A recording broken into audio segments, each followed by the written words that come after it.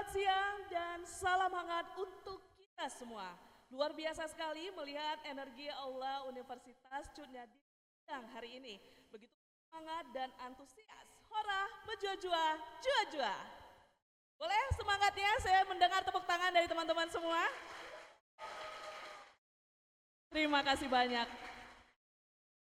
Yang kita hormati bersama narasumber kita siang hari ini, Ibu Erni Arianti Sitorus, SHMKN, selaku Ketua DPRD Provinsi Sumatera Utara. Selamat siang Ibu, terima kasih sudah meluangkan waktu hari ini.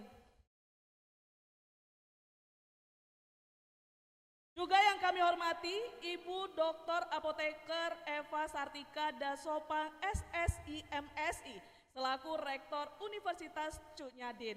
Terima kasih Ibu atas sambutan hangatnya untuk hari ini. Selanjutnya, selamat datang juga kepada Bapak Iin Solihin, pemimpin redaksi Tribun Medan, serta Bapak Setiawan, General Manager Tribun Medan, dan tentunya rekan-rekan mahasiswa yang sangat saya banggakan.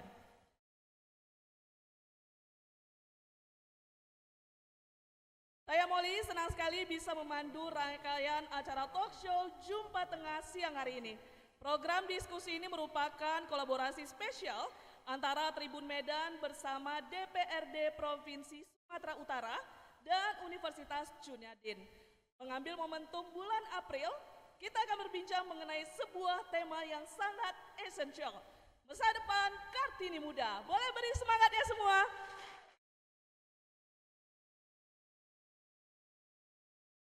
Terima kasih. Sebelum kita melangkah lebih jauh, sebagai wujud rasa nasionalisme dan kebanggaan kita, saya mengundang hadirin sekalian untuk berdiri sejenak. Kita akan bersama-sama menyanyikan lagu kebangsaan Indonesia Raya, dilanjutkan dengan lagu Ibu Kita Kartini dan Mars Kampus Universitas. Pada hadirin dan rekan-rekan mahasiswa dipersilakan untuk berdiri.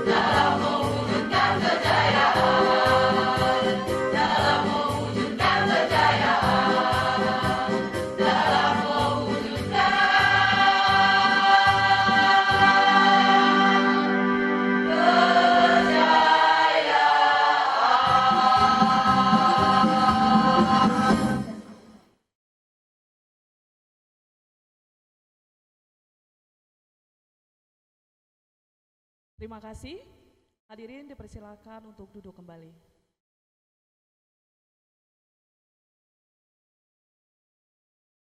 Untuk menyempurnakan niat baik hari ini, marilah kita tundukkan kepala sejenak untuk mengikuti pembacaan doa yang akan dipimpin oleh rekan mahasiswa. Kepada petugas, waktu dan tempat.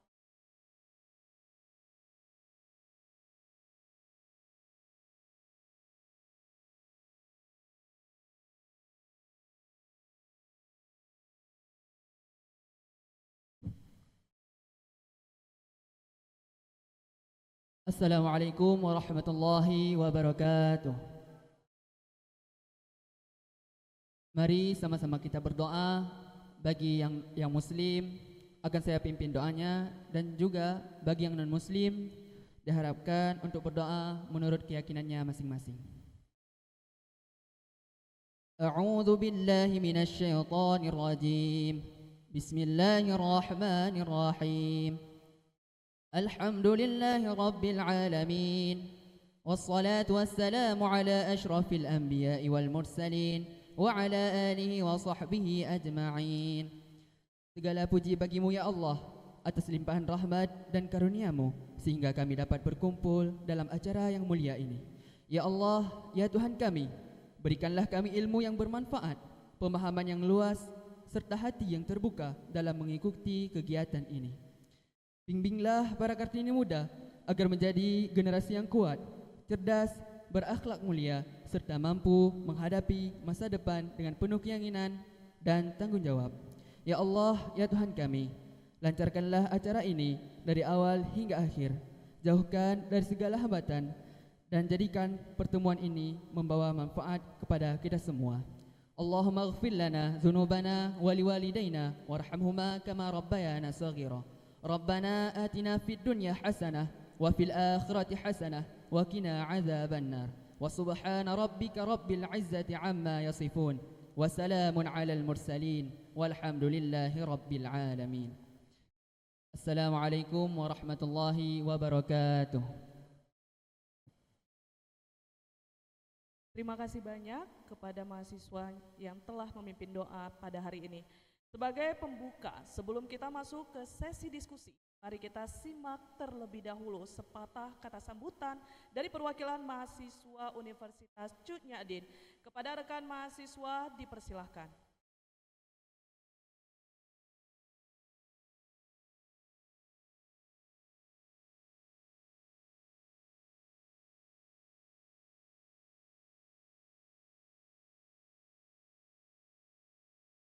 Bismillahirrahmanirrahim.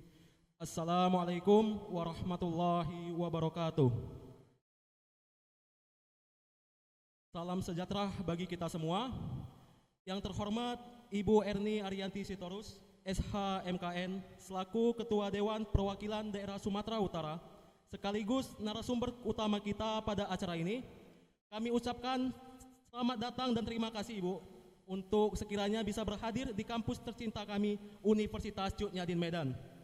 Yang terhormat Ibu Dr. Apoteker Eva Sartika Dosopang, MSI, selaku Rektor Universitas Cut Nyak Dien Medan, yang turut berhadir bersamai kita di dalam acara ini. Terima kasih Ibu atas luang waktu di tengah padatnya kesibukan Ibu.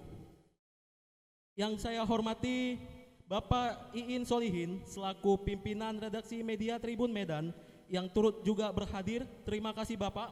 Semoga kegiatan ini tidak hanya berakhir di sini, melainkan terus berdampak jangka panjang untuk tetap kita berkolaborasi ya Pak. Izin. Yang saya hormatin seluruh sivitas akademik yang turut berhadir. Ada Bapak, Ibu Dekan, Kaprodi dan dosen, tiap fakultas dan program studi. Tanpa mengurangi rasa hormat dan takzim saya mohon maaf tidak bisa saya sebutkan namanya satu persatu. Dan juga yang saya banggakan teman-teman semua para peserta yang turut berhadir memeriahkan acara kita pada pagi hari ini. Mohon maaf siang hari ini. Sejalan dengan tema kita pada hari ini yaitu masa depan Kartini muda.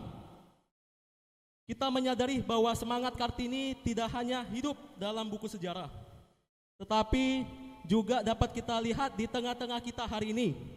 Salah satu refleksi tersebut dapat kita lihat secara nyata, yaitu dengan hadirnya Ibu sosok Erni Arianti Sitorus SH-MKN yang di usia muda telah dipercaya mengemban amanah sebagai Ketua DPRD Sumatera Utara. Hal ini bukan sekadar pencapaian, melainkan bukti bahwa perempuan memiliki kekuatan, kapasitas dan keteguhan dalam memimpin serta membawa perubahan. Namun, di balik sosok beliau yang tampak ceria, tegas, dan penuh semangat, mungkin tidak banyak yang mengetahuinya bahwa terdapat proses panjang yang tidak selalu mudah. Ada tekanan, kritik, bahkan ada gelombang aspirasi, termasuk dari mahasiswa yang menyampaikan suara melalui aksi. Akan tetapi yang patut kita teladanin dari beliau ini, beliau tidak memandang hal tersebut sebagai kebencian, melainkan sebagai bentuk kepedulian dan pengingat dalam menjalankan amanah. Sosok beliau ini menjadi cerminan nyata bagi kita di acara hari ini, yang dimana juga tentang keteguhan dalam menghadapi dinamika. Perkenalkan, saya Rizky Rahmadan Tampu Bolon dari Program Studi Ekonomi Pembangunan. Saya sebagai perwakilan mahasiswa Universitas Cut Nyadin Medan merasa bangga dan bersyukur atas berdirinya saya di sini di hadapan Bapak Ibu, mohon izin teman-teman sekalian dalam kegiatan yang mengangkat semangat perjuangan dalam perempuan masa kini. Pada kesempatan yang berbahagia ini kawan-kawan, ini adalah momen yang tepat untuk kita. Dengan kedatangannya Ibu Dewan, maka izinkan saya sedikit Ibu ingin mempromosikan secara singkat Universitas Cut Nyadin Medan.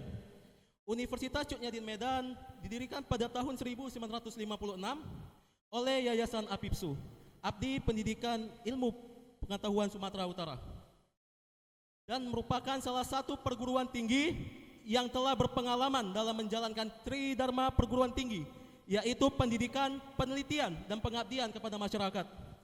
Seiring berjalannya waktu, Universitas Cut Nyadin Medan terus menunjukkan perkembangan yang pesat Ibu, baik dari segi jumlah program studi maupun peningkatan akademik.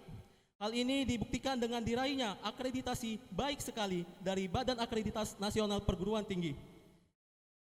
Salah satu kebanggaan kami di sini Ibu adalah program studi farmasi yang merupakan salah satu program studi tertua di Sumatera Utara Ibu, yang telah banyak melahirkan tenaga kefarmasian profesional. Dan juga izinkan saya menyampaikan profil akademik Universitas Cut Nyadin Medan sebagai bentuk kebanggaan kami. Saat ini Ibu, izin Universitas Cut Nyadin Medan memiliki 4 fakultas, yang diantaranya Fakultas Farmasi Kesehatan, Fakultas Bisnis dan Humaira, Fakultas Sains dan Teknologi, serta Fakultas Ilmu Kependidikan. Dengan diraihnya fakultas tersebut Ibu, Universitas Cut Nyadin Medan saat ini memiliki 19 program studi S1, 5 program studi S2, dan 1 program studi profesi. Yang istimewa di sini Ibu bukan hanya itu aja, di sini Universitas Cut Nyadin memiliki berbagai macam beasiswa Ibu. Di antaranya itu ada beasiswa Yayasan APIPSU, beasiswa alumni UTND, beasiswa prestasi akademik, dan berbagai macam beasiswa lainnya. Di sini juga Ibu mohon izin, kami berharap melalui kegiatan kita ini tidak berhenti di sini, melainkan terus ke depannya kita tetap bisa bekerja sama dan berkolaborasi dalam ruang ini, tidak hanya di diskusi, melainkan di luar akademik Ibu. Mungkin itu aja yang bisa saya sampaikan. Akhir kata kami menyadari bahwa dalam pelaksanaan ini mungkin banyak kekurangan dan kekilafan kami. Saya selaku dari perwakilan mahasiswa memohon maaf atas sebesar-besarnya. Terima kasih. Wassalamualaikum warahmatullahi wabarakatuh. Luar biasa sekali. Terima kasih banyak atas kata sambutannya. Hadirin dan rekan-rekan mahasiswa yang kami banggakan, perlu kami informasikan bahwa agenda diskusi hari ini juga disiarkan secara langsung melalui berbagai kanal media resmi Tribun Medan. Bagi rekan-rekan yang saat ini berada di luar area aula, tetap dapat menyimak jalannya diskusi secara komprehensif melalui platform Facebook, YouTube, serta kanal Instagram @medandaily. Kami juga mengundang Anda untuk mengabadikan momen berharga pada siang hari ini dan menandai akun resmi kami dalam unggahan Anda. Mari bersama-sama kita gaungkan semangat Kartini Muda agar pesan inspiratif dari diskusi ini dapat menjangkau masyarakat lebih luas secara lebih masif. Hadirin sekalian, berbicara mengenai masa depan Kartini Muda, kita sedang membicarakan bagaimana generasi hari ini mampu menjawab tantangan dan mengambil posisi strategis di masa yang akan datang. Apakah kita benar-benar siap untuk melanjutkan estafet perjuangan dan prestasi tersebut? Tentu pertanyaan-pertanyaan ini akan dikupas tuntas oleh sosok yang sudah sangat handal dalam membedah berbagai isu publik. Langsung saja panggung diskusi ini saya serahkan kepada moderator kita Bapak Iin Solihin selaku pemimpin redaksi Tribun Medan. Kepada Bapak dipersilakan. Makasih Molly atas waktunya. Assalamualaikum warahmatullahi wabarakatuh. Selamat siang. Horas majua-jua, juan-jua, ahoy, yahu. Acara ini merupakan kolaborasi dari Tribun Medan dan DPRD Sumatera Utara. Ini kali kedua kalau saya tidak salah kita melaksanakan kegiatan yang sama bersama teman-teman mahasiswa di Universitas Cunyadin. Dan hari ini momentum ini juga kembali hadir. Tribun Medan datang lagi ke kampus Cunyadin dengan tamu-tamu istimewa kita. Acara hari ini bertema Jumpa Tengah. Kami mengangkat isu yakni masa depan Kartini Muda yang kami rekatkan dengan momentum peringatan Hari Kartini di 21 April 2026 yang lalu. Sebagai bentuk memperkuat bahwa hari ini telah muncul Kartini-Kartini Muda mengisi posisi-posisi penting di negara ini. Hadir dua sosok yang sudah bergabung bersama saya, yakni Ketua DPRD Sumatera Utara, Erni Arianti Sitorus SH MKM. Kak Erni, bagaimana kabar hari ini?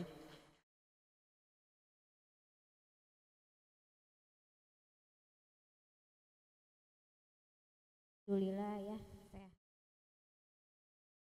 Jadi Universitas Cunyadin berhasil mendaratkan Kak Erni, Ketua DPRD Sumatera Utara di kampus tercinta mereka. Tepuk tangan dulu untuk teman-teman mahasiswa.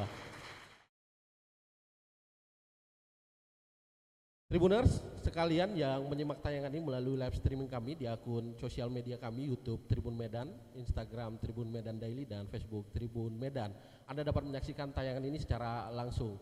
Hari ini saya sudah hadir di tengah-tengah teman-teman mahasiswa Cunyadin. Kalau saya lihat ada sekitar 60-65% juga teman-teman mahasiswa yang perempuan, sebagai perwakilan bahwa ada Kartini Muda yang hari ini bebas menuntut ilmu dengan berbagai fasilitas yang sudah disediakan oleh Universitas Cunyadin. Saya menyapa dulu teman-teman mahasiswa yang hadir hari ini. Mana suaranya? Terima kasih kawan-kawan mahasiswa. Sudah hadir juga bersama kami sosok Kartini Muda hari ini, Rektor Universitas Cunyadin, Dokter Apoteker Eva Sartika Dasopang, SSI MSI.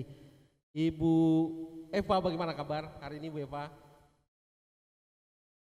Alhamdulillah baik ya, baik. Alhamdulillah hari ini. Semangat semuanya sampai dengan sore hari ini. Semangat ya Bu ya. Semangat.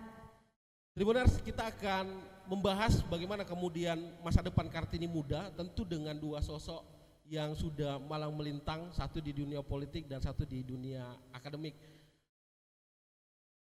Kedua sosok ini tentu menjadi representatif bahwa hari ini perempuan di Indonesia sudah setara, memiliki kesempatan yang sama untuk kemudian berkarir, tanpa tentu mengesampingkan kodrat sebagai perempuan, mungkin sebagai ibu rumah tangga.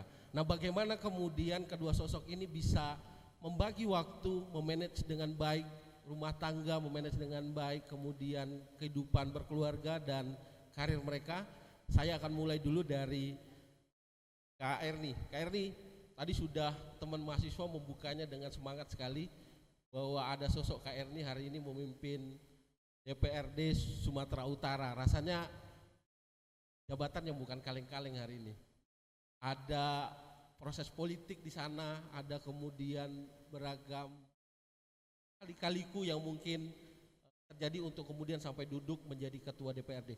Kak Erni, mari kita berbagi dengan teman-teman mahasiswa Cunyadin, terutama teman-teman perwakilan perempuan, bahwa nanti mereka juga bisa loh menjadi sosok seperti Kak Erni, memimpin lembaga besar yang kemudian mempunyai fungsi yang sangat luar biasa untuk kemudian memantau jalannya pemerintahan di Sumatera Utara. Mungkin kita mulai dengan Kak Erni, kok kalau saya lihat backgroundnya SH MKN, kalau udah praktek notariat aja kayaknya udah enak tuh. Kayak Bu Eva mungkin apoteker, buka apotek, izinnya dipinjamin ke apotek, kayaknya udah bisa jalan tuh.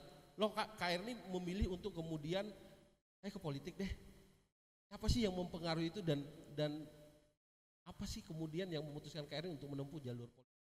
Silakan Kak. Baik teman-teman ya. Jadi saya itu dari awal memang dari keluarga politik, dari mulai orang tua dan kemudian abang kandung saya. Tapi pada saat itu pernah berpikir bahwa saya akan masuk nih ke dunia politik itu. Tapi ketika saya melihat bahwa di daerah saya ini calon-calon yang ingin maju ini kebanyakan itu datangnya itu dari luar daerah untuk mengambil suara di daerah saya.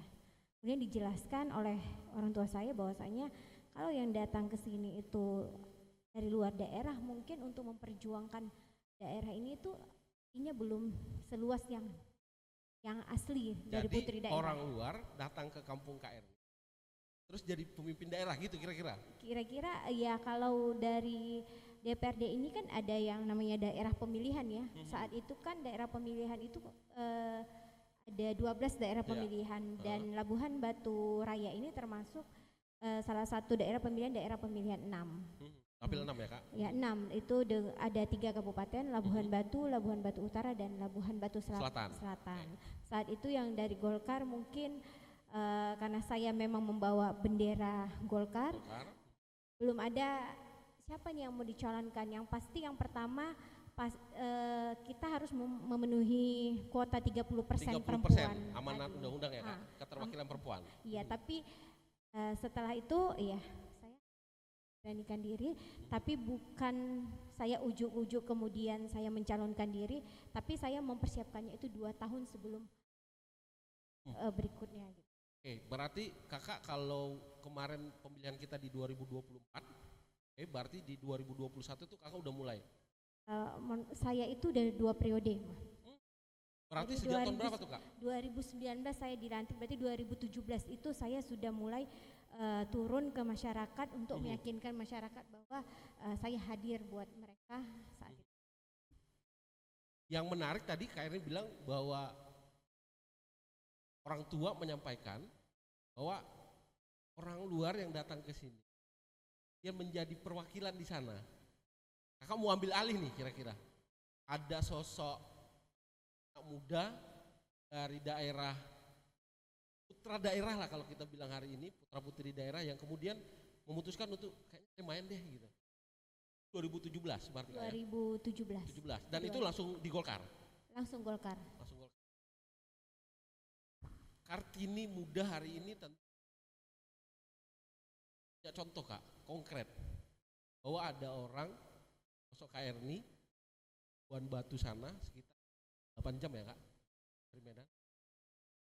Ya 4-5 jam sudah ada sudah bisa jalan ya, Kak? tol sudah bisa. Yang kemudian memutuskan bahwa lah Kak, kesulitan apa nih biar teman-teman juga tahu, teman-teman mahasiswa tahu.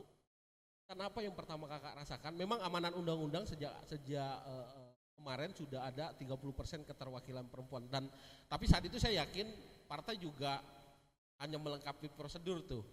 Kadang-kadang ada ibu rumah tangga yang diajakin, tentu dengan kemampuan akademik, kemampuan kemudian politiknya, kemampuan sosialisasi yang terbatas. Nah Kakak mengalami apa sih Kak waktu itu? Dan waktu itu tentu Kakak bersaing dengan para pria dong untuk kemudian merebut suara di Labuhan Batu sana Kak. Pertama ya tantangan saya itu ya saingan saya itu senior ya.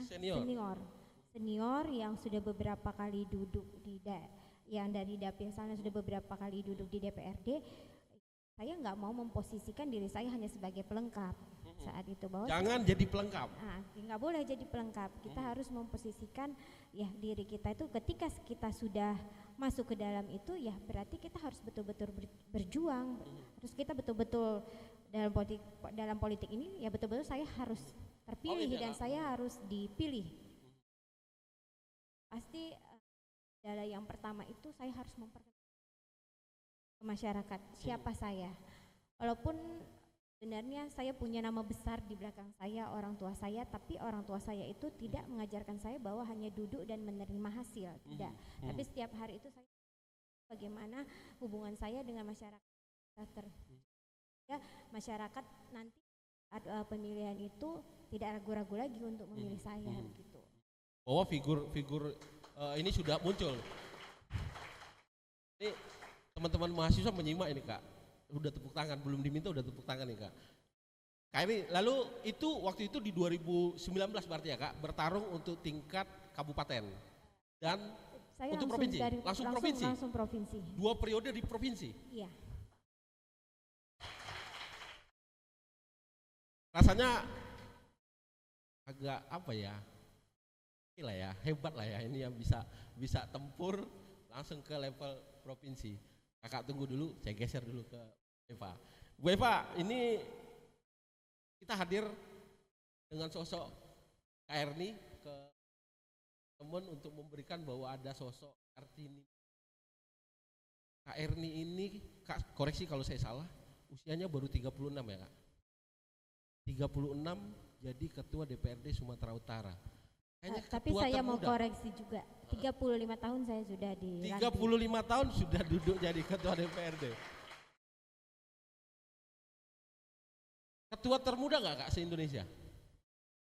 Saya kemarin baru mengadakan retreat seluruh pimpinan DPRD se-Indonesia di Magelang, baru pulang sebenarnya.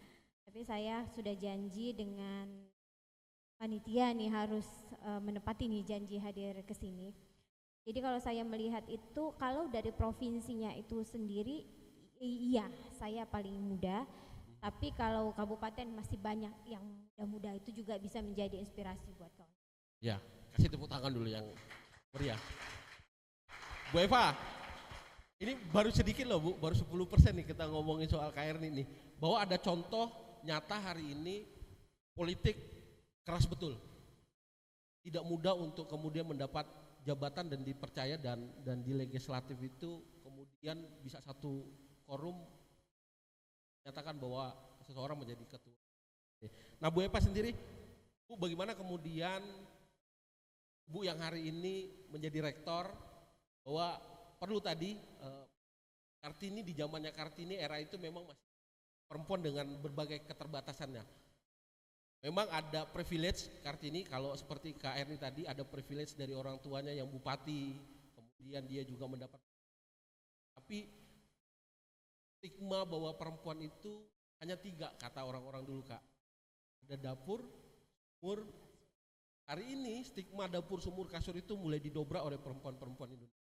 Bahwa di Eropa sana sudah duluan, tapi hari ini kita melakukan perubahan. Bu Eva, untuk teman-teman di mahasiswa sendiri, Ibu melihat bisa nggak sih muncul Kartini-Kartini muda seperti Kak Erni? Sebelumnya saya terima kasih kepada Bu Erni sudah hadir di universitas kami ini. Mungkin ini kunjungan yang pertama ya Bu ya. Untuk menjawab itu, kalau saya rasa seperti Kak Erni memang perlu keteguhan hati kalau menurut. Keteguhan hati dan niat. Jadi apapun yang kita lakukan selama niat itu tulus, pasti Tuhan meridhoi gitu. Kalau menurut saya seperti itu. Selain daripada perjuangan ya Bu ya, mungkin ada yang di belakang Ibu pasti ada kan tim-timnya ini tadi berjuang, Tuhan merestui ya Ibu sampai dengan saat ini ya dengan usia yang sangat muda bisa memimpin DPRD Sumatera Utara.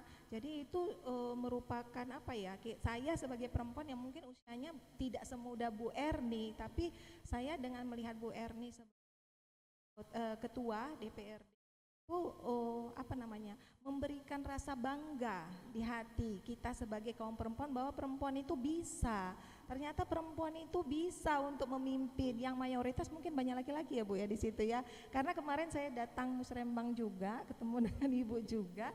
Kemudian itu yang memukul bedu itu kan cuma Ibu sendiri yang perempuan, dan saya sebagai perempuan sendiri, Masya Allah begitu kan. Akhirnya ada perempuan yang ada di situ. Mungkin itu hanya seremonial biasa, tapi itu merupakan suatu bukti kecil mungkin ya bahwasanya perempuan itu hadir dan bisa menjadi seorang pemimpin seperti itu. Baik, Pak. Satu, mungkin ada rasa bangga tadi ya Bu ya. Ada rasa bangga bahwa di antara para pria bertubuh besar seperti saya ini ada sosok Kak Erni yang mewakili. Mungkin kalau secara postur keterwakilan perempuan cuma 70 ya Kak di legislatif ya Kak. 30 nggak nyampe, berarti hampir 80% itu pria. Lah pertanyaan berikutnya Kak Erni, ini kan kakak digadang-gadang nih Bu Epa udah seneng kali tuh Kak Erni menjadi keterwakilan perempuan yang punya palu tadi, palu untuk memukul, sah misalnya gitu. Ada beban gak sih Kak? Tentu Kartini-Kartini di daerah sana, terutama di dapil 6-nya kakak, kan berharap keterwakilan perempuan ini tidak bisa membantu mereka nih Kak. Kalau kebijakan ini tentu kebijakan yang diambil oleh legislatif, tentu mereka juga berharap bahwa ada imbas bagi perempuan-perempuan di daerah sana. Nah itu membebani enggak Kak? Dan apa kebijakan yang saat ini mungkin Kak yang sudah diambil di periode pertama atau periode kedua ini, atau yang sedang digodok untuk kepentingan perempuan di Sumatera Utara Kak Erni? Tentunya setiap jabatan apapun itu ya, Ibu Rektor juga pasti mempunyai beban saat memegang satu jabatan itu. Jadi kan yang harapan masyarakat itu masih banyak.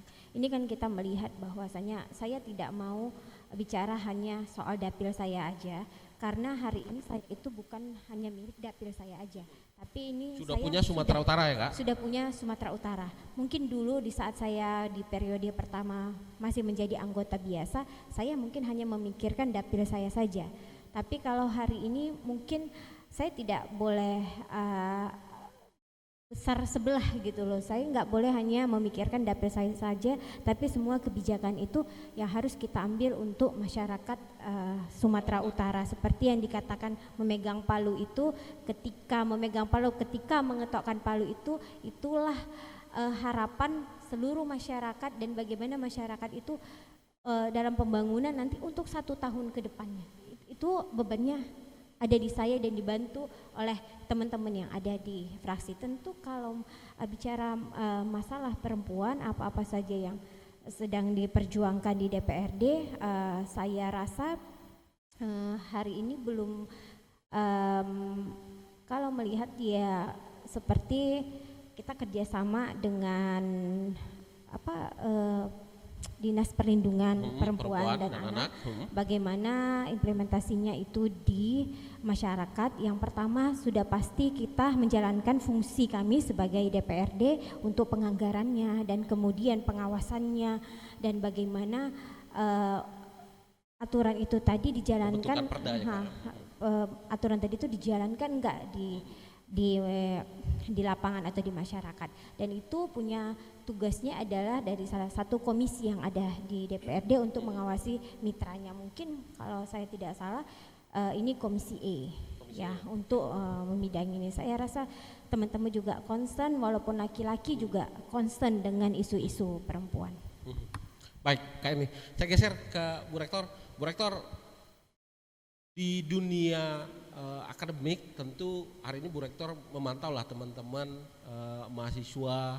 Tadi saya dengar ada 4 fakultas hari ini. Dari 4 fakultas ini Bu Rektor kira-kira bagaimana kemudian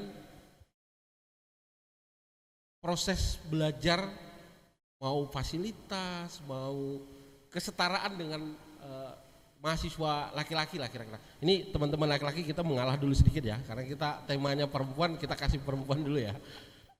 Bagaimana kemudian, apakah sudah setara mereka mendapatkan pendidikan di kampus Cut Nyak Dien ini Bu? Kalau untuk mendapatkan pendidikan, saya rasa itu adalah hak semua ya. Artinya kalau sudah dia masuk di Cut Nyak Dien ini, di universitas kita ini, ya semuanya setara, baik laki-laki maupun perempuan. Untuk info juga, ini pimpinan kita ini hampir rata-rata semuanya perempuan, dekannya perempuan semuanya. Jadi fakultas yang 4 itu dipimpin oleh perempuan dan rektornya juga perempuan. Jadi semuanya perempuan. Hidup perempuan Indonesia. Jadi memang Jadi panitia juga memang paten ya Bu ya. gitu Paten dia. juga dia ditunjuknya Cut Nyadin ini mulai rektor dekan-dekan perempuan yang diundang juga perempuan perwakilan dari DPRD Provinsi Sumatera Utara. Meskipun mungkin sedikit Cut Nyadin, Universitas Cut Nyadin itu bukan dominasi untuk perempuan, tetapi memang kebetulan di dalam periode ini itu semua pimpinannya perempuan. Mungkin karena ketua DPRD-nya juga perempuan, jadi ngikutlah kami semua perempuan. Ya berarti rasanya sudah terjawab bahwa masa depan Kartini muda itu sudah terrealisasi rasanya ya Kak, ya Bu ya. Saya Minimal di DPRD Provinsi Sumatera Utara dan di Universitas Cut Nyadin, gitu ya. Gambaran kecil ya Pak. Gambaran kecil Indonesia sudah nampak lah di sini. Tadi saya menarik Kak Erni bahwa di Sumatera Utara, khususnya di DPRD Sumatera Utara, keterwakilan perempuan kecil, tapi kecil keterwakilan itu punya power yang besar sampai kemudian bisa dapat kursi ketua.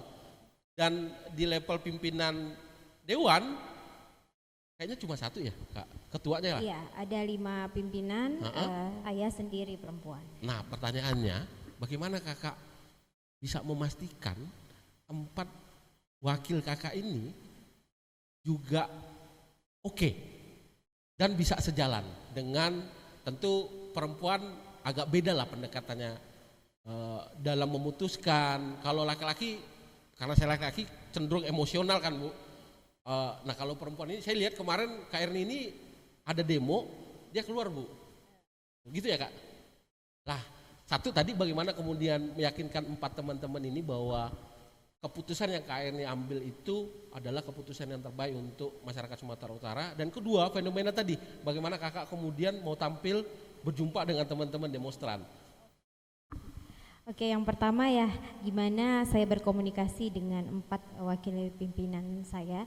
Yang pasti perempuan ini punya keistimewaan ya, dengan Kayaknya kalau pakai senyum udah selesai ya iya, Kak. kayaknya senyum saja kita sudah selesai.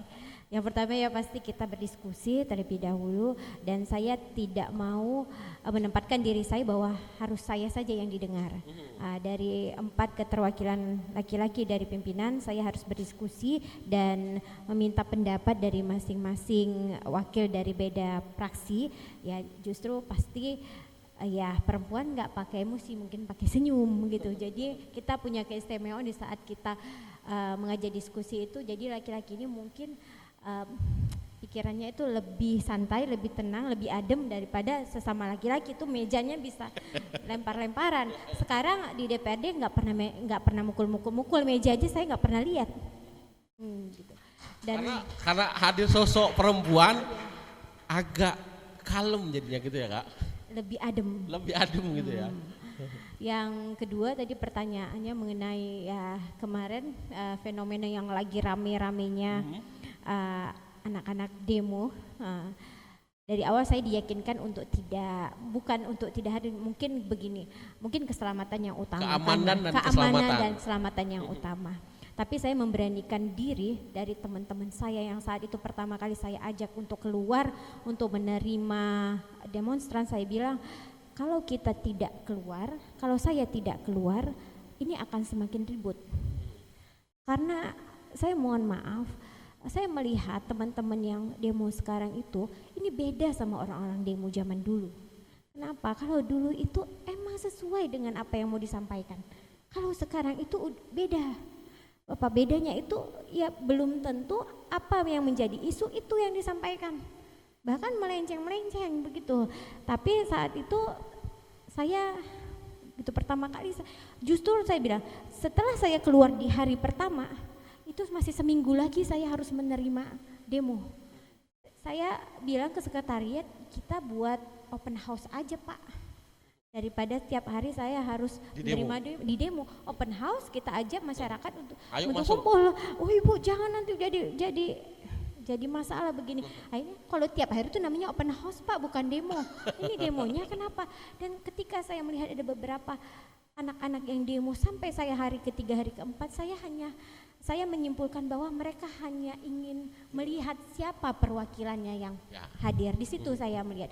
Kalau dibilang kalau kita lihat apa yang mereka sampaikan itu ya tidak nyambung dengan apa yang sebenarnya mau mereka sampaikan gitu kepada Tapi kita. mereka pengen ditemui wakil mereka. Pengen ditemui, oh ini ibu itu, walaupun di hari pertama saya dimaki-maki Bapak. Pejabat sekarang itu nggak enak, betul. Nggak enaknya itu kita sekarang pejabat dari gubernur, dari wali kota, dari bupati sampai pimpinan DPRD itu sekarang dimaki-maki oleh masyarakat karena kesalahan satu semua menjadi kita menjadi beban juga sama kita. Itu juga salah satu beban ketika saya harus dimaki-maki dan saya mengontrol diri, tapi saya menganggap bahwa saya ini perwakilan dari mereka, dan hari kedua sampai hari kelima saya hanya menganggap oh ternyata setelah mereka dijumpain dan bertemu dengan saya, mereka bubar dengan tertib. Jadi artinya saya menyimpulkan bahwa mereka hanya ingin tahu siapa sebenarnya perwakilan, apalagi pada saat itu mereka belum tahu bahwa ketua DPRD ada perempuan. Oh ini ketua DPRD begitu. Yang tadi mau lempar-lempar nggak jadi lempar. Sebenarnya kalau saya ceritakan pada saat itu bensin dan batu itu sudah ada dipegang oleh anak-anak mahasiswa. Artinya, tapi itu bukan anak mahasiswa. Kalau menurut saya itu bukan anak-anak mahasiswa. Tapi mungkin yang muncul. Tapi kalau anak mahasiswanya ya mungkin tertib gitu. Tapi ada yang menumpangin itu bensin mas 3 liter udah dibawa. Tapi kita, pada intinya kakak melihat bahwa teman-teman mahasiswa demo ini mereka pengen didengar, cuman pengen didengar dan pengen ditemui sama wakil rakyat mereka. Iya. Dan kakak putuskan untuk menemui mereka. Menemui. Dan alhamdulillah aman saja. Aman saja, nggak apa-apa. Buktinya saya masih sehat. Ya, kita kasih plus dulu lah untuk KR nih. Tapi jangan pula Bu Rektor, mahasiswi Cuniadin nanti tiap hari pula demo ke DPRD. KR ini buat open house nanti di situ. Oke, kita lanjut. Saya ingatkan Tribuners yang menyimak tayangan ini secara langsung melalui sosial media kami untuk terus mengupdate informasi terkini melalui dua platform kami. Ada harian Tribun Medan yang terbit setiap hari dan ada tribunmedan.com yang detik per detik mengupdate informasi terkini terkait provinsi tercinta kita, Sumatera Utara dan Indonesia. Bu Eva, tentu tadi satu di antara cara teman-teman mahasiswa menyampaikan aspirasi mereka adalah lewat demonstrasi. Walaupun tidak semua demonstrasi itu berjalan dengan baik. Tadi karena kata KR ini ada penumpang-penumpang gelap juga yang akan memanfaatkan suasana. Seberapa besar Bu Rektor membuka peluang teman-teman di Universitas Cuniadin untuk kemudian tumbuh, berkembang, mengawal aspirasi dan menyampaikan aspirasi mereka secara langsung, Bu Rektor? Kalau di universitas, namanya universitas, pasti punya organisasi-organisasi mahasiswa. Ya itu memang tidak bisa dipungkiri seperti itu. Tetapi memang kalau organisasi yang memang dibawahi, atau maksudnya itu yang memang kita tahu ini arah kegiatannya ini gitu, arah kegiatannya yang positif-positif. Tetapi memang kadang-kadang ya Pak, mahasiswa ini dengan sosial media yang luar biasa sekarang ini, dengan banyaknya buzzer mungkin ya istilahnya itu ya. Jadi mungkin ada yang memancing, ada yang memetik begitu, sehingga mungkin masalah itu cuma seperti kata Bu Erni tadi, butuh klarifikasi, butuh sosok, butuh penjelasan.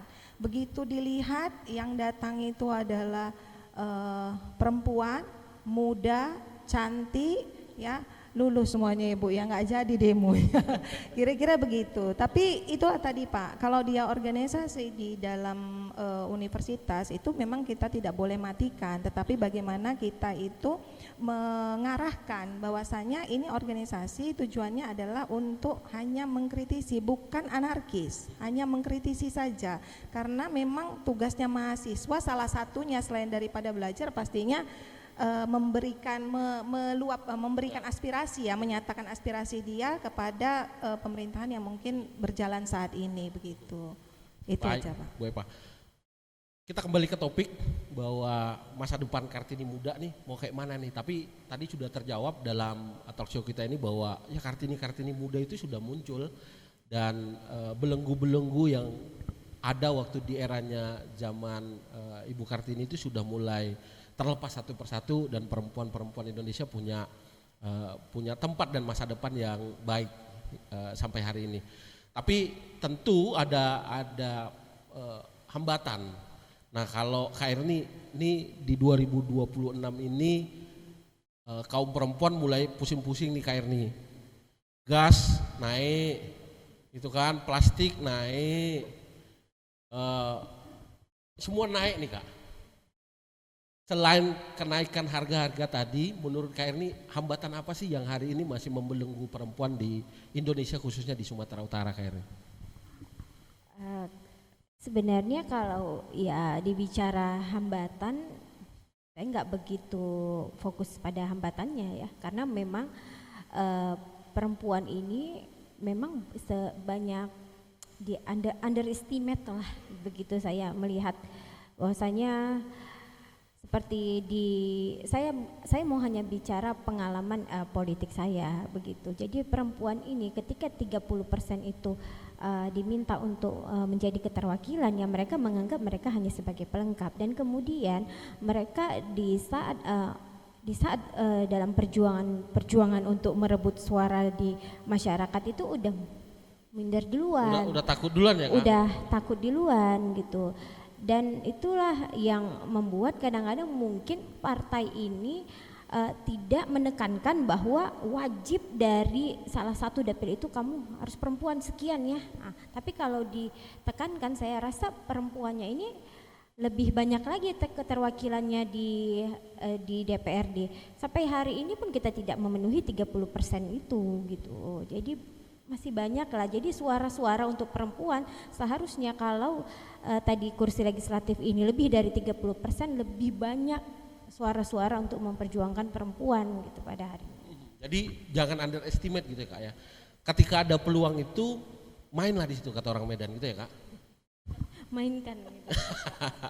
Padahal sebenarnya kalau mau saya mau cerita pengalaman ke mungkin nanti saya nggak tahu nih 5 tahun lagi kalian punya kesempatan atau Ibu Rektor punya kesempatan, padahal perempuan itu paling gampang merebut suara perempuan. Paling gampang kita turun ke lapangan, cari aja ibu-ibu pengajian, itu kan suara perempuan. Betul ya Bu ya? Itu trik yang saya alami selama saya itu dari periode pertama itu saya itu 3 besar loh, suara saya terbesar di 2017 2019. Suara saya dipilih 89.000 suara saat itu 2019. 89.000. Kalau persentase Kak dari 89.000 itu perempuannya berapa tuh? Kira-kira aja. Ya, kalau saya pasti itu di atas 70% itu perempuan. 89.000. 89.000, dan kemudian di periode kedua suara saya meningkat menjadi 114.000. Nomor satu Sumatera Utara.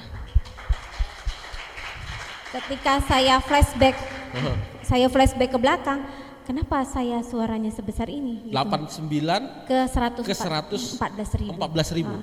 Ternyata karena saya rajin berkunjung ke emak-emak yang ada di dapil saya yang terwakil semua itu pesertanya perempuan. Bahaya juga kalau emak-emak udah berserikat dan berkumpul ya.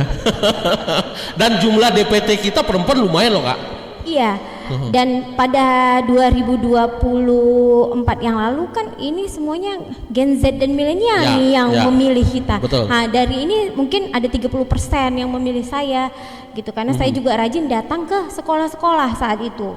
Sekolah-sekolah yang anak SMA itu kan 17 tahun udah bisa memilih. Dan dia pemilih pemula. Terus kemudian saya hadir ke ibu-ibu, ini yang menentukan, saya flashback lagi, oh ini yang menentukan suara saya bisa ngelonjak jadi dari 89.000 menjadi 114.000. 14.000. Bahaya juga ya kalau ibu-ibu pengajian dikumpulkan ya Kak? Iya, karena saya lebih takut bukan mahasiswa yang hadir, lebih takut emak-emak yang marah daripada mahasiswa yang datang. Karena Tribuners memang kalau kekuatan emak-emak ini di rumah tangga tuh keputusan ada di emak-emak sebenarnya. Jadi kalau bapaknya milih-milih kulkas, milih doang, keputusannya ada di emak-emak gitu ya Kak? Kira-kira bapaknya bayar aja. Saya geser ke Bu Eva. Bu, tentu tadi kalau Ibu merasa masih ada nggak sih hambatan perempuan-perempuan di Sumatera Utara, paling tidak di aspeknya Ibu, di aspek pendidikan, untuk perempuan-perempuan di Sumatera Utara ini mengenyam pendidikan Bu hingga perguruan tinggi? Kalau menurut saya, kalau untuk sekarang ini kayaknya udah nggak lagi ya. Jadi perempuan dan laki-laki punya hak yang sama. Jadi apalagi mungkin di kota Medan ya, senggol, bacok begitu. Artinya perempuan Medan ini kan kalau nggak cocok tuh gas gitu. Bukan seperti perempuan mungkin di pulau lain ya, yang mungkin dari kulturnya seperti itu. Oke, enggak, iya gitu. Kayaknya kalau perempuan khususnya di Sumatera Utara, dia ngegas dulu Bu ya. Ngegas dulu kayaknya dia gitu modelnya. Jadi apa yang dia pikirkan untuk kemajuan dirinya, kalau itu dianggapnya baik, dia akan jalankan gitu.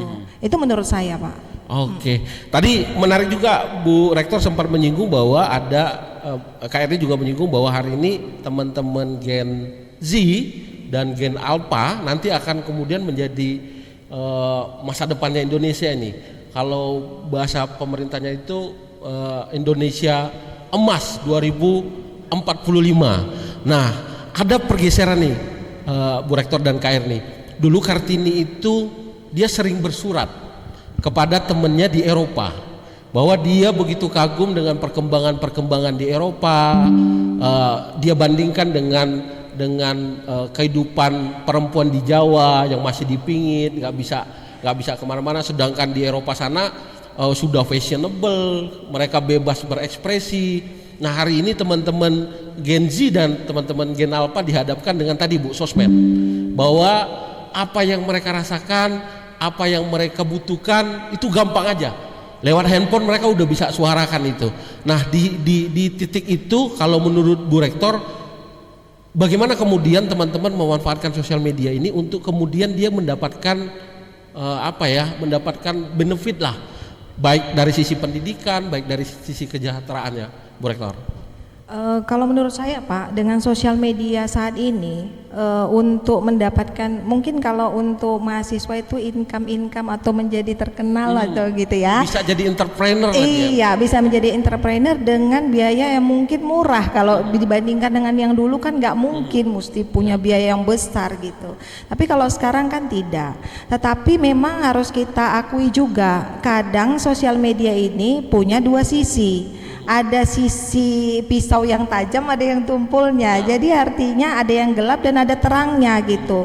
Memang kalau misalnya untuk Gen Z atau Gen Alpha ini, dia memang kan memang dari kecilnya itu udah pakai gadget. Jadi kalau kita mungkin sebagai emak-emak kayak saya lah ya, bukan kita ya kayaknya ya Bu ya. Jadi kayak saya, ini kan waktu di zaman saya kan tidak ada seperti ini, ya kan? Handphone itu dikenalkan pada saat kuliah. Sementara anak sekarang dari TK, mungkin belum TK pun sudah ada gitu. Jadi informasi itu kadang-kadang sulit disaring kalau kita sebagai orang tua pun tidak belajar bagaimana menyaringnya itu atau berkomunikasi dengan Gen Z dan Gen Alpha ini. Artinya kalau sekarang ini kalau saya lihat bisa kebablasan, bisa memantik orang untuk menggiring opini, itu kan paling gampang sekarang ini. Menggiring opini melalui media sosial ini paling gampang. Nah, mungkin itu yang perlu edukasi. Memang pemerintah sudah mengedukasi ini hoak, tetapi masih banyak yang mengambil itu karena ketidaktahuannya. Mungkin itu, Pak. Gitu ya, Bu ya. Iya. KRI, tantangan ke depan kalau KRI mau 2 periode nggak sih Kak? 3 periode nggak sih? Bisa kan? Sampai 5 periode juga bisa kan? Kalau untuk DPRD legislatif itu mau 10 periode ya, selama masih dipilih. Tentu masyarakat. Ada tantangan Kakak nih, teman-teman di Gen Z dan Gen Alpha. Di sosial media gimana nih Kakak mendekatkan diri pada pemilih, terutama perempuan di sosial media sana Kak? Sebenarnya ini semua beda-beda prinsip soal sosial media ini, apalagi kita sebagai public figure ya. Sebenarnya saya bukan orang yang setiap apa yang saya buat itu harus dinaikin gitu, karena ada istilah di media sosial itu namanya pencitraan begitu ya. Padahal sebenarnya kadang-kadang itu hanya bawaan diri saya saja yang harus dimunculkan, tapi entah kenapa ada beberapa media yang ingin masuk ke dalam tim saya supaya ya saya tidak bisa berpura-pura. Ya. saya nggak bisa berpura-pura baik, apalagi saya nggak bisa berpura-pura baik. Nggak setting gitu ya Kak? Iya, harus disettingin, nggak bisa. Tapi rata-rata dari media sosial saya itu semuanya alami, tidak ada yang disettingin oleh tim saya, karena saya nggak punya tim setting, hanya tim yang untuk videoin dan kamera saja. Tapi kalau setting sampai saat ini saya belum memutuskan diri untuk memilih konten kreator misalnya untuk ada di tim saya, karena bukan dari hati saya, belum ke situ Kak ya. Belum. Tapi tiba-tiba datang ketemu orang demo viral. Itu kamera bukan kamera saya ya, banyakan itu kamera orang di luar sana ya Kak? Ya, sebenarnya itu kita sudah minta di jumper ya saat itu, supaya tidak ada yang bisa live lagi, karena di saat live itu memicu teman-teman yang lain provokasi atau ya kita nggak mau bicara provokasinya gitu, tapi kawan-kawan yang bukan dari mahasiswa yang ingin nimbrung aja, ingin rame-rame ikut ke situ itu datang. Jadi kita minta supaya itu di jumper di depan itu, supaya kawan-kawan ini bukan untuk tidak disusupi lah gitu. Tidaklah disusup, maksud saya itu jangan live dan kemudian live.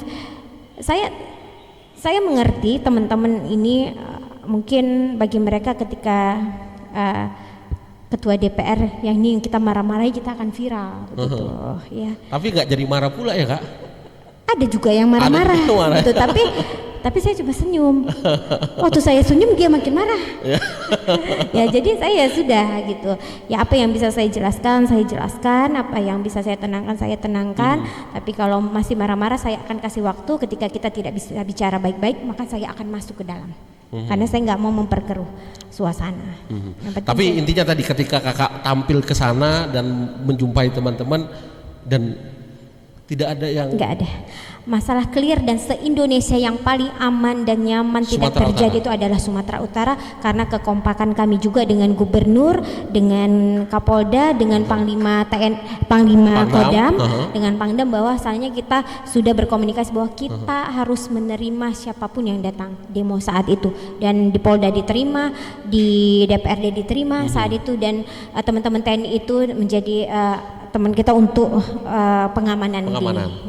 Di kantor-kantor. Baik Kak Erni, kita kasih plus dulu untuk dua narasumber kita. Di sesi berikutnya saya mengundang teman-teman mahasiswa untuk bertanya. Silakan angkat tangan, saya akan memilih dari sini dan saya undang untuk ke depan untuk bertanya pada dua narasumber kita. Yang sebelah sini Kak, silakan. Kakak atau abang itu? Silakan, kakak yang kerudung merah. Kak, silakan maju ke depan Kak.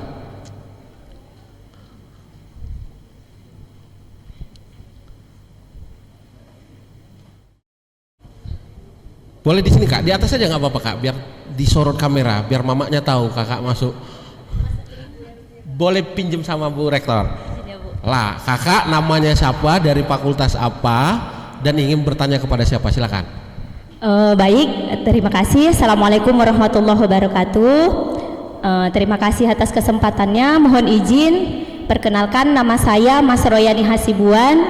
Saya berasal dari Labuhan Batu Utara. Dari Desa Pematang Kak Erni. Oh iya, saya kenal baik dengan Kak Erni. Ordal ini ya? Iya. Enggak ordal juga dia Pak. Konstituen saya. Tapi bukan Kak Erni kondisi kan ini kan? Bukan, saya nggak kenal.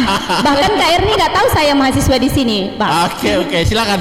Baik, saya berasal dari Desa Pematang, Kecamatan 910, tetangga dengan Kak Erni.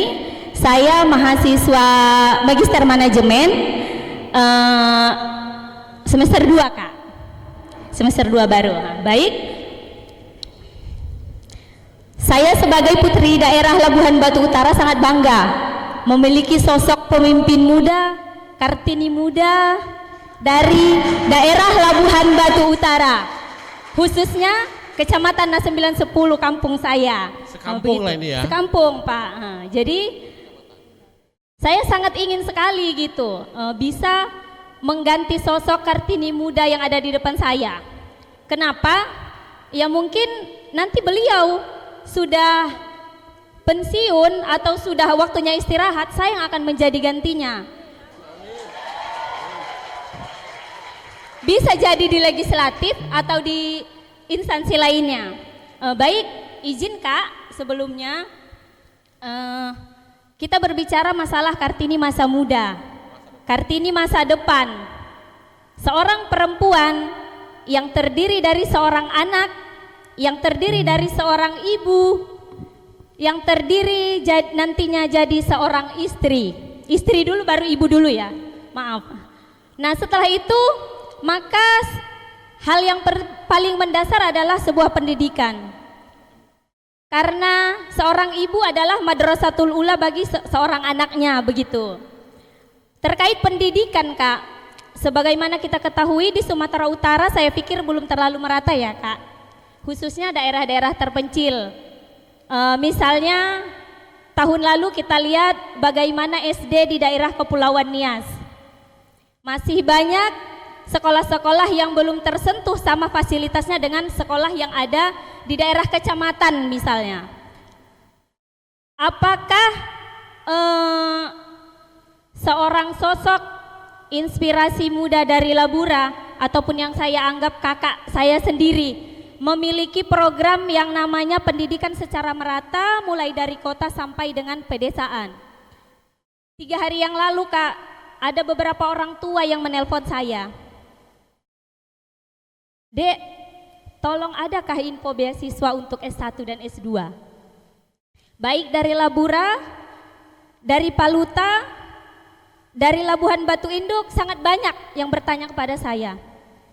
Khususnya di Labura Kak, apakah ada program beasiswa khususnya dari Kak Erni, dari Pemkab yang bisa diraih oleh mahasiswa putra putri daerah Labuhan Batu Utara khususnya pada umumnya Sumatera Utara. Yang kedua, terkait 30% keterwakilan perempuan, baik di legislatif ataupun di instansi pemerintah lainnya. Dan saya pikir ini masih simbolis Kak, hanya sebuah semboyan di mana khususnya di penyelenggara pemilu ataupun di legislatif, kuota 30% dan perempuan itu hanya untuk memenuhi pendaftaran Kak. Namun perealisasiannya itu masih bohong gitu. Contohnya Kak Erni, saya lihat di beberapa periode pemilihan banyak tuh keterwakilan perempuan. Tapi yang berdiri hanyalah yang kuat juga. Yang berdiri hanyalah yang punya uang. Intinya money politik, nah begitu. Jadi gimana program dari pemerintah itu sendiri khususnya di Dewan terkait undang-undang keterwakilan perempuan itu tidak hanya sekilas simboyan. Yang ketiga, banyak ini Kak. Yang sampai berapa ini? Kita batasi 2 dulu ya. Terakhir Kak, terakhir Pak. Terakhir ya. Yang ketiga, bahaya masih orang Labuan Batu ini semaraknya 10 nanti isinya ini. Masih semaraknya kekerasan perempuan Kak. Sebagaimana kita ketahui baik kekerasan seksual, intimidasi lainnya. Jadi apa yang perlu kita tingkatkan di jiwa perempuan untuk mengantisipasi itu semua. Terima kasih. Izin Kak, Assalamualaikum warahmatullahi wabarakatuh. Waalaikumsalam warahmatullahi. Ini teman sekampung ya Kak, tapi nembak juga ya kan? Justru kalau dia satu kampung dia sedang menyuarakan aspirasi dari kampung. Iya. Kak Erni langsung dijawab Kak. Oke, langsung dijawab. Ya, siapa tadi namanya? Mas Royani. Panggilannya biar nggak susah saya. Yani dia dari desa Pematang, ini desa yang jauh sekali dari kabupaten ibu kota, dia ada di gunung, kecamatannya itu satu tempat di mana saya dilahirkan, sama-sama satu kecamatan, beliau juga pasti lahir di Nas 910 juga. Yang pertama tadi adalah pertanyaannya yang mengenai apa pendidikan ya? Apa ya? Beasiswa. Yang pertama beasiswa Kak. Tadi bismillah beasiswa S2 Iya. Kalau mengenai beasiswa dari provinsi sendiri itu ada, tapi untuk di tahun ini saya sudah merekrut beberapa anak dari Labuhan Batu dan sekitarnya yang ada di sana, itu sudah ada 40 orang kalau tidak salah, betul ya, 40 orang. Mungkin nanti melalui kamu juga saya bisa, tapi jangan di tahun ini ya, mungkin nanti di tahun depan, karena memang program beasiswa ini kan tidak, usulannya tidak harus dari saya semua, tapi dari teman-teman yang lain juga punya usulan, dan banyak juga yang mendaftar langsung ke Biro Kesejahteraan Masyarakat yang ada di provinsi gitu ada. Dan kamu juga harus berbangga menjadi anak Labuhan Batu Utara, karena 15 tahun terakhir itu 10 tahun terakhir lah saya bilang, kalau udah 15 tahun terakhir APBD di Kabupaten Labuhan Batu Utara itu ditempatkan untuk beasiswa. Nah, itu harus dicari tahu, kita harus menjemput bola. Karena begini, kenapa saya tahu dia setiap kalau sudah dekat nih mau masuk kuliah dan penyusunan, dan ketika udah yang kelas 3 SMA itu semua akan dari pemerintah itu masuk ke sekolah-sekolah atau memberikan brosur ke sekolah-sekolahnya supaya anak-anaknya itu ditawarkan untuk beasiswa, tentunya dengan persyaratan tertentu. Jangan nanti jadi masyarakat ini ya kita kan pasti kita yang pertama pasti yang kita utamakan adalah kaum yang lemah gitu dari segi pendapatan.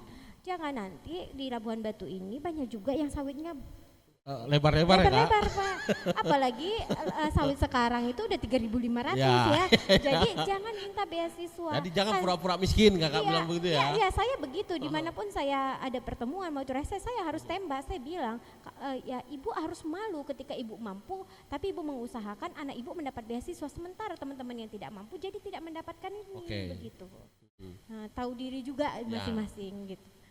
Yang pertama Kak, ini berarti ada beasiswanya Kak? Ada. Tapi belum tahun ini karena sudah disusun ya Kak? Saya sudah usulkan, nggak mungkin saya buang, nanti saya dimarahin juga. Ada beberapa yang sudah saya usulkan. Tahun depan masih bisa masuk?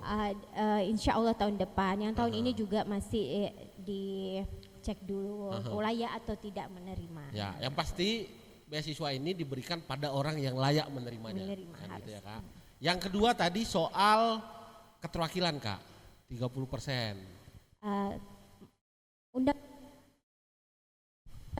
Undang-undang mengamanatkan kan 30% minimal. Itu kan minimal.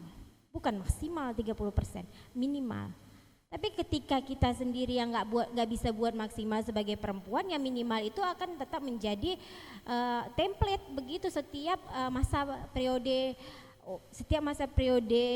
pemilihan. Ya kita yang merubah, jangan jadikan itu minimal. Memang makanya perempuan yang harus berani gitu mendaftarkan jemput bola diri. Kan gitu ya, ya menjemput bola dari sekarang. Ya kamu gimana mau menjadi salah satu keterwakilan ketika kamu tidak masuk dalam satu organisasi atau partai itu. Ya gitu. benar. Itu kan nanti ujuk-ujuk tiba-tiba partai mau nyalonkan baru masuk kan gitu Kak. Masuk. Harusnya kaderisasinya jalan dulu ya Kak. Harus dikaderisasi dulu, begitu juga kan di sini harus dikaderisasi dulu bagaimana masyarakat, bagaimana adik-adik semua, teman-teman semua bisa belajar di sana, diajarin dulu politiknya begitu. Bahkan saya nggak mau bangga-banggain ya, tapi karena saya membawa bendera Golkar, bahwa di Golkar itu hari ini lebih banyak mendukung perempuan dan anak-anak muda. Masuk barang itu. Karena ini real ya, ini real nyata. Dan keterwakilan saya di sini itu menjadi ketua DPRD menunjukkan bahwa Partai Golkar itu memberi kesempatan untuk anak-anak muda dan untuk perempuan untuk menjadi pemimpin di daerah itu. Artinya kalau mau mewakili 30% itu ya Kak, berbuat dari sekarang. Nah, tadi satu diantaranya adalah jadi kader partai politik. Kebetulan Kak Erni di Golkar. Kan gitu ya Kak? Nggak mungkin saya contohin partai lain, nanti saya kena marah. Yang ketiga Kak, itu soal pendidikan Kak. Oke. Yang ketiga tadi soal apa ya? kekerasan dan kekerasan ya terhadap perempuan. Sebenarnya banyak, saya ini kan belajar dari pengalaman yang saya terima di setiap saya bertemu dengan masyarakat. Padahal saya udah beberapa kali mengajak dinas yang terkaitannya dengan kekerasan perempuan. Mereka tuh menyampaikan bahwasanya ketika perempuan ini mendapat kekerasan dalam rumah tangga, perempuan ini sendiri pun belum tentu berani untuk menyampaikan bahwa dia menerima kekerasan.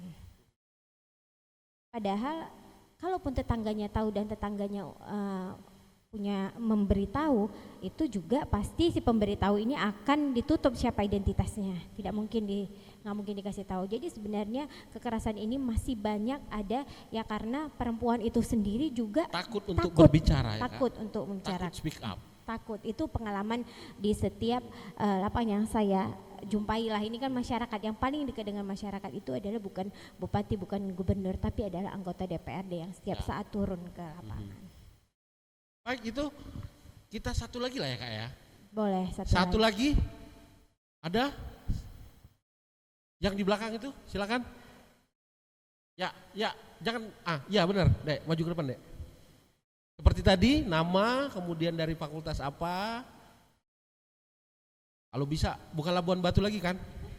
Bukan ya? Silakan, nanti dipinjami Bu Rektor, mohon izin.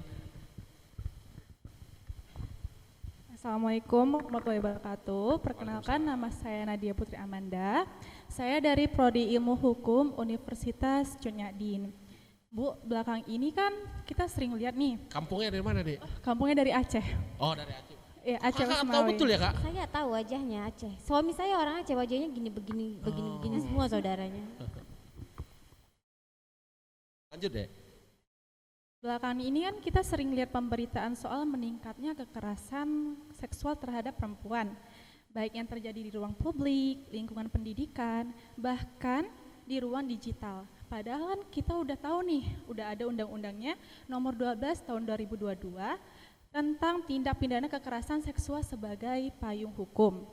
Apalagi Bu, banyak korban nih kekerasan seksual yang sampai sekarang masih ragu atau takut untuk melapor, entah karena stigma, tekanan sosial, atau kurangnya rasa aman terhadap sistem hukum. Dalam konteks ini yang jadi pertanyaan Bu, menurut Ibu, kenapa implementasi di daerah khususnya di Sumatera Utara masih terasa belum maksimal? Dan apa langkah konkret yang sudah atau akan dilakukan DPRD untuk memastikan korban benar-benar terlindungi, bukan hanya di atas kertas saja, Ibu. Saya pun Bu sebagai mahasiswa hukum, di persisnya saya melihat langsung bagaimana sulitnya korban kekerasan dalam rumah tangga melaporkan penganiayaan yang akan diterimanya. Bahkan pun di umum di tempat terbuka pun garis bawahi laki-laki dia kayak nggak peduli gitu. Bahkan mereka juga mau mukul, mau menghina depan publik, ya mereka nggak peduli gitu, sesuka mereka. Nah itu aja pertanyaan dari saya, Bu. Baik, terima kasih, Dek. Ini tidak sekampung tetapi sesama hukum gitu ya. Eri silakan. Tentunya ada beberapa langkah yang dilakukan, tapi itu sesuai dengan fungsi dan tugas saya yang ada di DPRD ya. Yang pertama itu kan fungsinya pasti budgeting ya, penganggaran, bahwa setiap alokasi anggaran itu kita harus pastikan bahwa anggaran ini harus berpihak, bukan hanya sosialisasi semata yang biasa digunakan oleh dinas, tapi juga harus ada alokasi anggaran itu yang untuk dalam perlindungan korban gitu. Perlindungan itu kan yang juga macam-macam, ada juga rumah aman yang harusnya disiapkan, dan kemudian juga mempersiapkan pendampingan dan ahli psikologi itu kan harus menggunakan biaya yang cukup besar. Jadi di penganggaran DPRD itu sudah ya, Kak, sebenarnya? Ya sebenarnya sudah ada, tapi ya mungkin memang saat ini yang harus berkata jujur bahwasanya mungkin tidak maksimalnya. Belum maksimal ya. Belum maksimal karena memang kita sampai saat ini masih sosialisasi terus ke masyarakat, tapi ketika sebenarnya waktu disosialisasi itu hotline-nya itu ada loh untuk pengaduan itu gitu. Hotline-nya ada jelas. Jadi sebenarnya korban bisa kontak ke situ dan sudah terkonek gitu ya, Kak? Sudah terkonek, hotline-nya sudah dipersiapkan oleh dinas itu tersendiri, sehingga balik lagi ke kita, apakah ketika kita menjadi korban, kita berani enggak untuk menyuarakan bahwa kita ini adalah korban kekerasan. Seperti saya sampaikan sama adik itu tadi, kita juga melihat tuh di luar banyak sekali kita dilihat perempuan langsung dimaki, dihina, dicaci ya, begitu ini kita anak Medan. Dimaki, dicaci, dihina, kita bahas, kita maki, caci, dihina, ini udah masalah pribadi ya, itu udah masalah pribadi gitu. Tapi kalau anak Medan susah lah dimaki, pasti dibalas sudah itu. Ya udah, kalau orang Medan udah pasti dibalas, saya yakin sama mama Medan ini real nyata di lapangan gitu. Dan kemudian yang menjadi fungsi kami adalah pengawasan. Nah, yang kedua pengawasannya itu bagaimana kami harus mengawasi bahwa benar-benar enggak anggaran ini yang memang sudah dianggarkan ke eksekutif tadi. Ya, yang sudah dianggarkan ini memang ada enggak diimplementasikan ke masyarakat di setiap daerah-daerah. Bahwa kan ini dinas-dinas ini di setiap daerah kan ada UPTD-nya yang ditugaskan. Nah, mereka berfungsi enggak, itulah tugas kami dan juga tugas saya bahwasanya setiap harus kunjungan itu jangan hanya seremonial semata, tapi untuk memastikan juga bahwasanya apa yang sudah kami anggarkan itu memang sudah berpihak kepada masyarakat. Cukup Kak Eri? Cukup. Baik, teman-teman mahasiswa Universitas Cunyadin dan Tribuners yang menyimak tayangan ini melalui live streaming kami di sosial media Tribun Medan. Sebelum nanti kita tutup jumpa tengah edisi hari ini dengan tema masa depan Kartini Muda. Tadi kita sudah lihat bagaimana kemudian kedua narasumber kita sudah menjelaskan bahkan bercerita tentang pengalaman mereka untuk berkarir di dunia politik. Ada Kak Erni dan di akademik ada Bu Eva. Nah Tribuners, sebelum kita di penghujung acara saya mesti minta closing statement dulu nih dari Kak Erni dan Bu Eva. Masa depan Kartini Muda, apa yang mau Kak Erni dan Ibu sampaikan kepada perempuan di Sumatera Utara dan Indonesia secara umum bahwa perempuan hari ini harus ngapain? Silakan Kak Erni dulu. Saya dulu ya. Ibu Rektor dulu lah. Bu Rektor dulu, boleh Bu Rektor dulu. Kita harus yang lebih tua.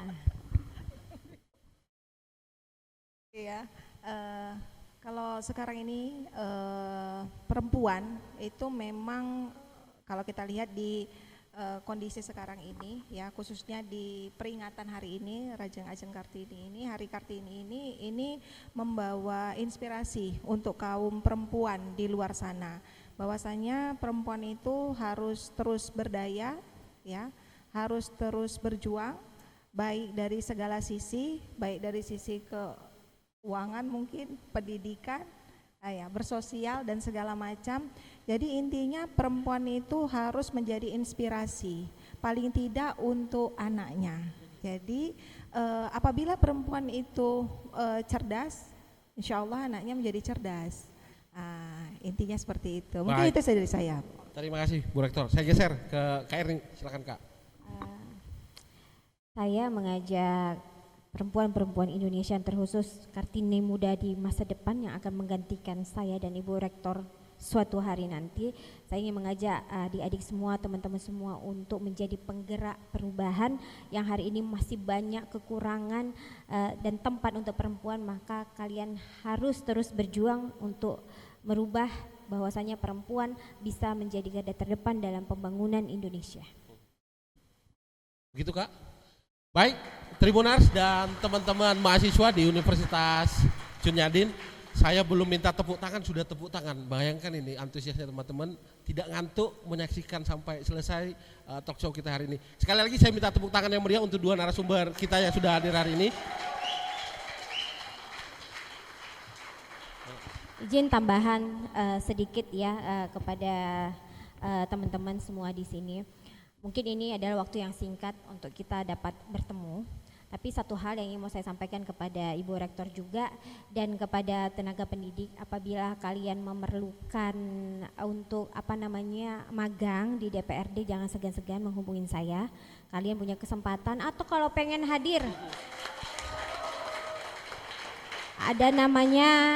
kita ada namanya tur parlemen, boleh juga kalau pengen menghadiri rapat-rapat istimewa, mungkin rapat-rapat paripurna, sidang paripurna, yang mau ikut silahkan hadir, suratin saya mungkin melalui Ibu Humas yang udah pernah ketemu saya langsung saya dicegat di depan lift dengan Ibu supaya saya bisa hadir ke sini. Memang masih rezeki teman-teman semua.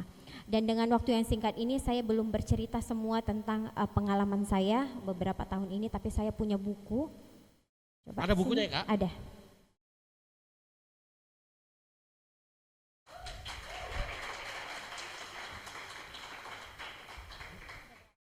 Nanti mungkin kita serahkan secara simbolis kepada Bu Rektor untuk jadi koleksi perpustakaan. Ya, mungkin buku ini saya mau cerita, buku ini itu judulnya Erni Arianti Sitorus Mendobrak Batas Mencetak Sejarah.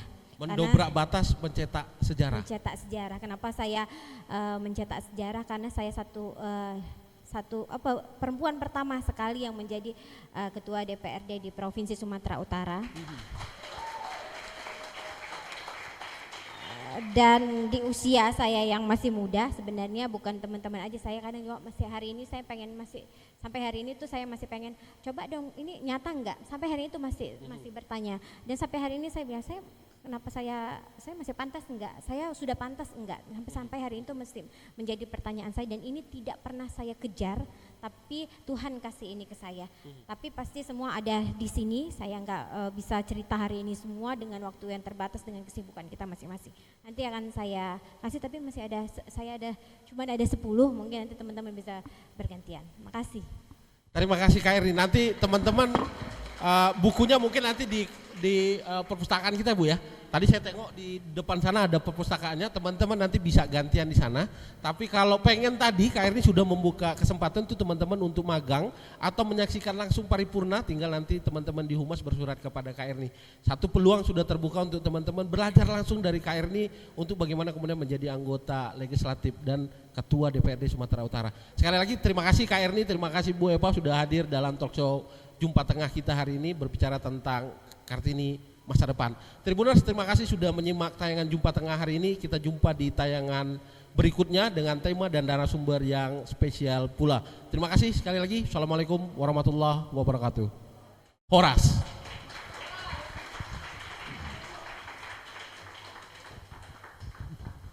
Baiklah, luar biasa sekali. Boleh kita berikan tepuk tangan lebih meriah lagi kepada kedua narasumber kita dan juga moderator yang sudah memberikan diskusi sangat luar biasa.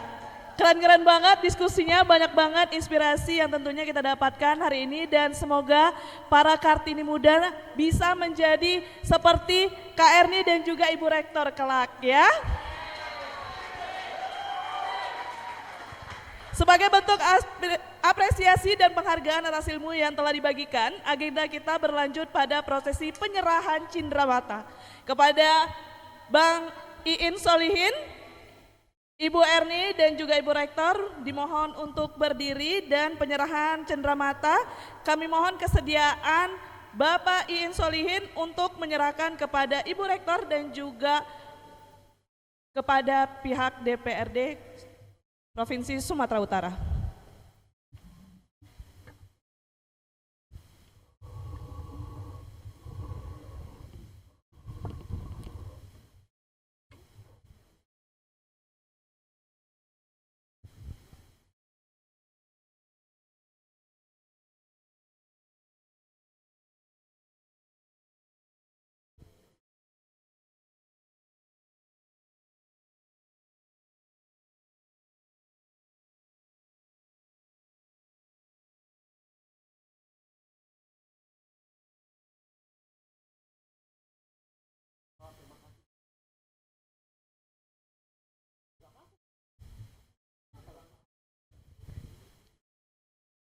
Untuk selanjutnya mohon Ibu dan Bapak untuk tetap di posisi karena kita akan masuk ke sesi foto bersama. Izin untuk narasumber dan moderator terlebih dahulu untuk dapat foto bersama.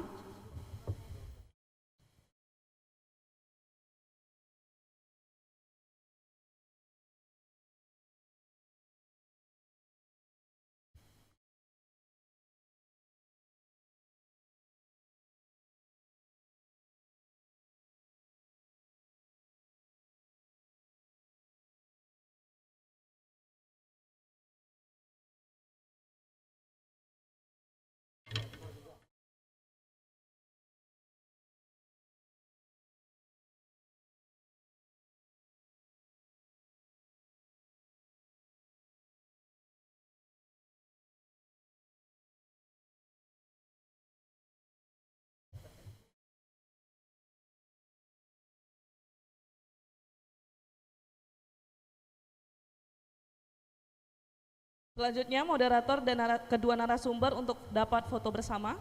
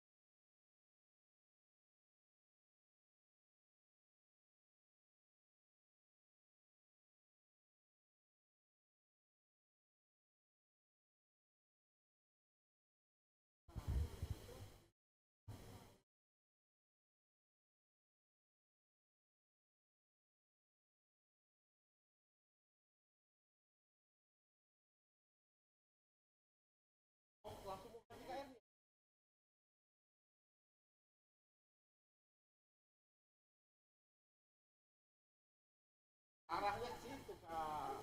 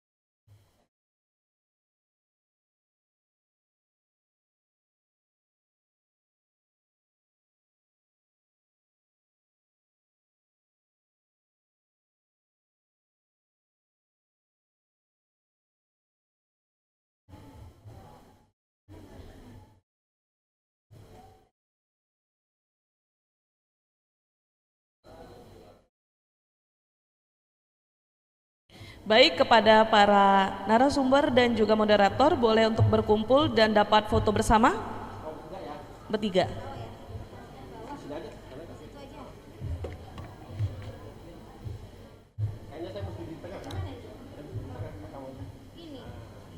Berhubung moderatornya mau di tengah, boleh moderatornya di tengah.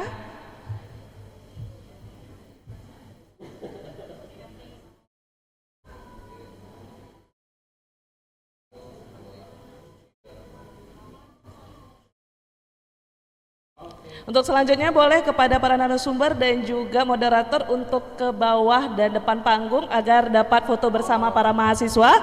Kepada para mahasiswa dimohon untuk semuanya berdiri dengan tertib dan tenang agar kita dapat bisa foto bersama. Silakan dimohon untuk berdiri.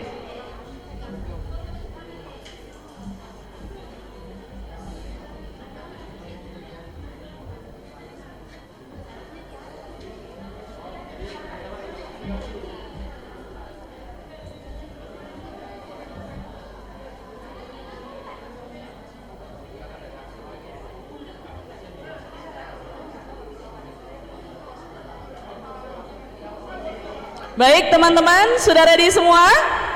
Ikuti aba-aba saya ya. Pastikan untuk memberikan senyuman terbaik kalian. Dari pihak fotografer sudah ready?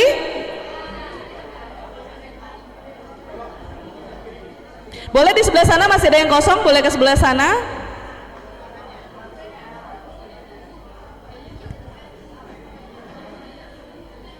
Sudah ready? Oke, melalui aba-aba saya 3, 2, 1, cheese. Sekali lagi 3, 2, 1. Gaya bebas. 3, 2, 1.